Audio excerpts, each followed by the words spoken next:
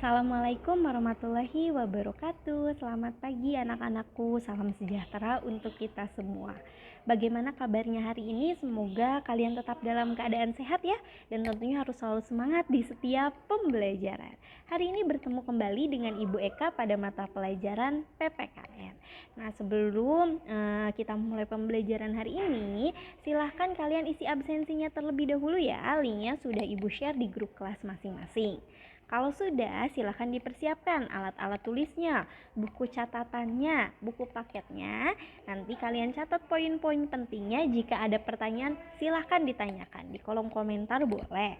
Di Google Classroom silahkan ataupun melalui WhatsApp. Nanti kita akan bahas sama-sama, kita akan diskusi ya. Nah, sebelumnya kita akan berdoa terlebih dahulu sambil kita doakan saudara-saudara kita di NTT yang sedang terkena musibah. Semoga bisa cepat teratasi dan saudara-saudara kita tentunya tetap dalam keadaan sehat ya. Berdoa menurut agama dan kepercayaannya masing-masing dimulai.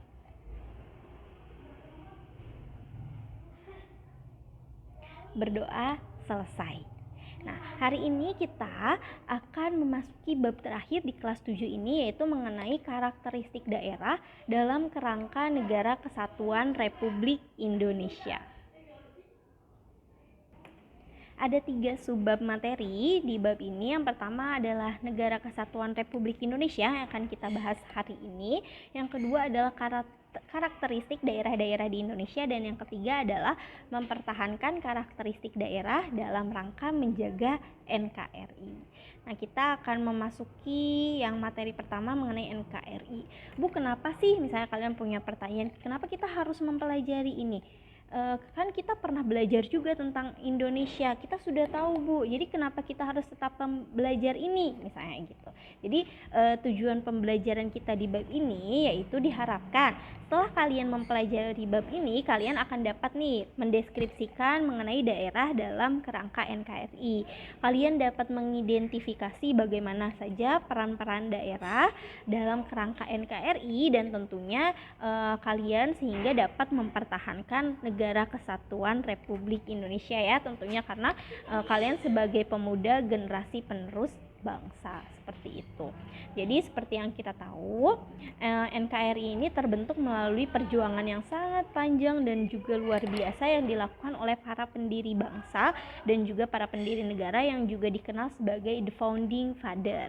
Nah, hal tersebut juga yang menjadikan perjuangan tersebut juga yang menjadikan Indonesia dapat merdeka sehingga dapat berdiri sejajar dengan negara-negara yang lainnya, seperti itu. Dan salah satu pendiri bangsa yaitu Insinyur Soekarno pernah berkata bahwa kutitipkan bangsa dan negara ini padamu. Nah, hal itu ditujukan bagi para pelajar, bagi kita sebagai generasi penerus bangsa agar dapat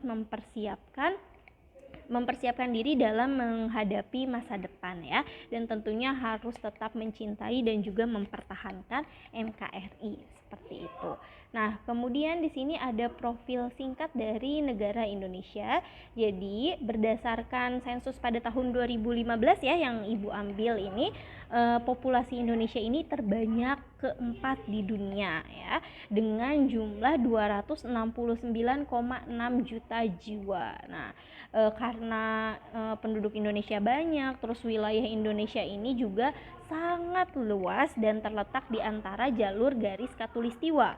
Nah, garis khatulistiwa ini merupakan garis lintang yang memisahkan antara wilayah utara dan juga wilayah selatan bumi. Nah, hal tersebut juga menjadikan Indonesia sebagai daerah tropis yang beriklim panas. Nah, jadi di Indonesia ini hanya terdapat 2 musim, yaitu musim hujan dan juga musim kemarau. Jadi di Indonesia tidak ada musim semi, tidak ada musim salju ya. Nah, kemudian jumlah pulau di Indonesia kurang lebih ada 17.508 pulau. Wah, banyak sekali ya. Dan tetapi hanya 5.707 pulau yang sudah diberi nama. Jadi sisanya belum diberi nama.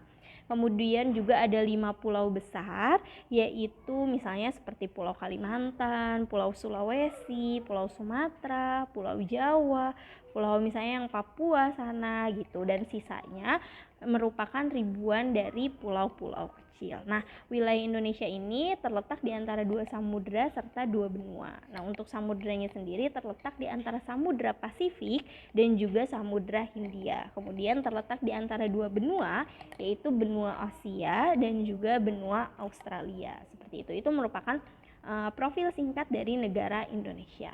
Kemudian ini ada pemerintahan di Indonesia. Jadi bentuk negara Indonesia ini adalah negara kesatuan ya. Jadi tidak ada negara di dalam negara Indonesia. Jadi hanya ada satu negara, yaitu negara Republik Indonesia. Jadi bentuk pemerintahannya juga adalah republik. Seperti yang terdapat dalam pasal 1 ayat 1 Undang-Undang Dasar tahun 1945. Di sana juga disebutkan bahwa Indonesia merupakan negara yang berbentuk republik. Nah, untuk sistem pemerintahannya sendiri di Indonesia menggunakan sistem pemerintahan presidensil. Berarti di sini presiden bertugas bukan hanya sebagai kepala negara, juga sebagai kepala pemerintahan. Nah, kemudian di Indonesia terdapat pembagian pemerintahan sesuai dengan tingkatan daerah dan juga kekuasaannya. Kenapa sih hal itu terjadi? Karena kan wilayah Indonesia ini sangatlah luas, sehingga urusan pemerintahan menjadi semakin kompleks kan. Terus juga tadi, kalau jumlah warga negara Indonesia ini semakin banyak dan juga semakin heterogen atau beragam. Nah, sehingga harus dibagi-bagi, ada yang namanya pelaksanaan asas otonomi daerah dan juga tugas pembantuan. Jadi terbagi tingkatannya, ada tingkatan pemerintah pusat, ada tingkatan pemerintahan provinsi ya, misalnya Jawa Barat, Jawa Tengah, seperti itu. Terus juga ada tingkatan pemerintahan kabupaten atau kota. Misalnya di Jawa Barat ada Kabupaten Bekasi, ada Kota Bekasi. Kemudian juga ada tingkatan pemerintahan desa atau kelurahan. Nah, banyak kan ada kepala desa misalnya di daerah kalian, seperti itu. Kemudian di bawahnya ada tingkatan RW atau rukun warga, dan tingkatan terbawahnya yang terkecil yaitu tingkatan rukun tetangga atau RT, di mana hal tersebut terbagi menjadi 3 kekuasaan atau yang bisa disebut juga dengan trias politika, yaitu pembagian kekuasaan. Ada 3, eksekutif, legislatif, dan juga yudikatif. Nah, kalau eksekutif ini apa, Bu? Ada yang tahu nggak? Eksekutif apa? Misalnya kalian pernah dengar di berita, ada eksekutif. Eksekutif ini kalau di pemerintah pusat berarti adalah presiden. Nah, kalau misalnya di tingkatan Kabupaten Bekasi, karena kita sebagai warga Bekasi ya, Kabupaten Bekasi, kita akan lebih membahas mengenai Kabupaten Bekasi. Kalau misalnya di pusat tadi ada presiden. Nah, kalau tugas eksekutif di kabupaten ada siapa? Ada bupati.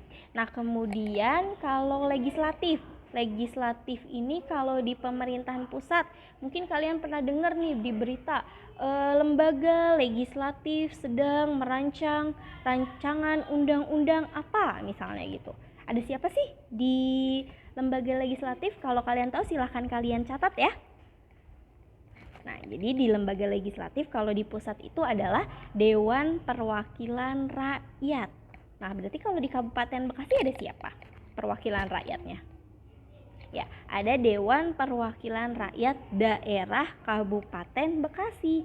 Nah, gedungnya sendiri ada di komplek Pemda Bekasi ya, ada berdekatan antara kantor bupati, kantor DPRD Kabupaten Bekasi. Nah, itu berdekatan. Kemudian kekuasaan yang ketiga yaitu adalah yudikatif. Ini di bidang hukum. Kalau misalnya di pemerintah pusat, misalnya ada Mahkamah Agung. Nah, kalian pernah dengar kan? Mahkamah Agung misalnya di pengadilan begitu. Terus ada juga Mahkamah Konstitusi. Nah, kalau di Kabupaten Bekasi ada apa? Ada pengadilan negeri. Nah, jadi seperti itu ya mengenai pemerintahan di Indonesia. Nah, kemudian di sini yang tadi tugas antara asas otonomi daerah dan juga tugas pembantuan itu tujuannya adalah untuk mempercepat terwujudnya kesejahteraan masyarakat, seperti itu. Jadi misalnya nih, kan pemerintah pusat tidak mungkin kan harus mengurus semua wilayah Indonesia tadi karena luas pusatnya wilayah negara Indonesia. Jadi misalnya nih Kabupaten Bekasi, silakan nih warga Kabupaten Bekasi kan yang paling tahu potensi yang dimiliki Kabupaten Bekasi. Silakan diurus kabupaten wilayahnya sendiri. Nah, tujuannya ini adalah untuk mempercepat terwujudnya kesejahteraan masyarakat. Jadi kan tidak harus menunggu proses dari pusat. Jadi bisa cepat teratasi ya oleh pemerintah Kabupaten Bekasi. Itu tujuannya ya, untuk mempercepat terwujudnya kesejahteraan masyarakat. Nah, di sini merupakan negara-negara tetangga Indonesia. Jadi negara-negara tetangga ini yang letaknya berbatasan wilayahnya dengan wilayah negara Indonesia. Nah, kalau negara yang berbatasannya dengan daratan Indonesia yaitu adalah negara Malaysia. Ya, misalnya di Kalimantan. Nah, itu kan dia di sini juga terlihat petanya ya, antara Kalimantan dan Malaysia itu bersebelahan, berbatasannya ini antara daratan, jadi tidak terpisah oleh lautan. Terus juga ada Timor Leste. Yang ketiga ada Papua Nugini. Itu merupakan negara-negara yang berbatasan langsung dengan Indonesia. Kemudian juga di sini ada negara yang berbatasan dengan samudra atau laut di Indonesia, seperti negara India, negara Thailand, negara Singapura, negara Filipina, negara Australia, dan juga Republik Palau. Nah, seperti di sini nih antara Indonesia nih, di sini ada Sumatera dengan Singapura. Nah, itu kan terpisah ya oleh laut dari negara Indonesia. Nah, seperti itu. Nah, kemudian di sini ada juga negara Indonesia ini provinsi-provinsi di negara Indonesia. Jadi negara Indonesia memiliki 34 provinsi. Wah, ada banyak ya. Dari mana setiap daerahnya ini berbeda-beda karakteristiknya serta memiliki julukannya masing-masing. Misalnya nih di Provinsi Sumatera Selatan, ya kan ibu kotanya adalah Palembang. Palembang terkenal dengan apa sih? Betul, kota empek-empek. Di sini juga ada mengenai Provinsi Sumatera Utara, ya, ada Medan, ada Padang Sidempuan, ada Binjai, kemudian ada Provinsi Sumatera Barat, begitu ya. Kemudian kita lihat provinsi lain.